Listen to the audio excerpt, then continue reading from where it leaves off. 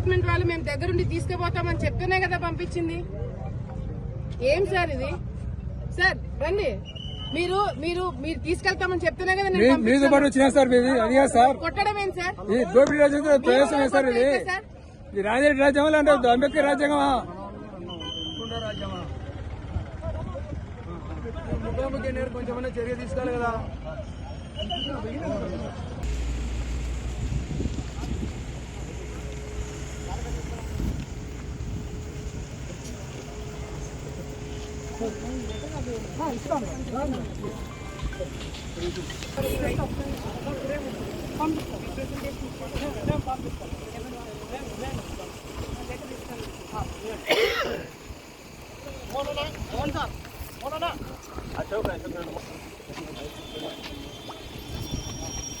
Purpose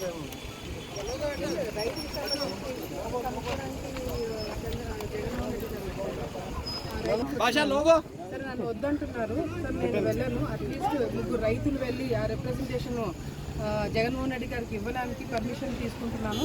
sir వెళ్ళి ఇస్తామంటున్నారు. So వాళ్ళు ఇచ్చినా పర్వాలేదు, నన్ను పంపించినా పర్వాలేదు.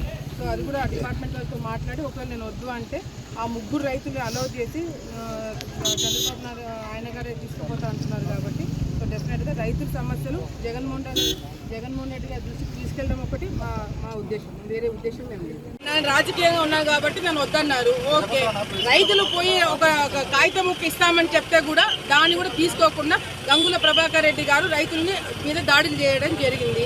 రైతు మీద దాడి చేసినారు. ఇప్పుడు కేసు పెట్టడానికి పోతున్నాము. వాళ్ళు తీసుకుంటారా లేదా అనేది చూడాలా, లేదంటే ఎన్నికల కమిషన్కి కంప్లైంట్ చేయడం జరుగుతుంది.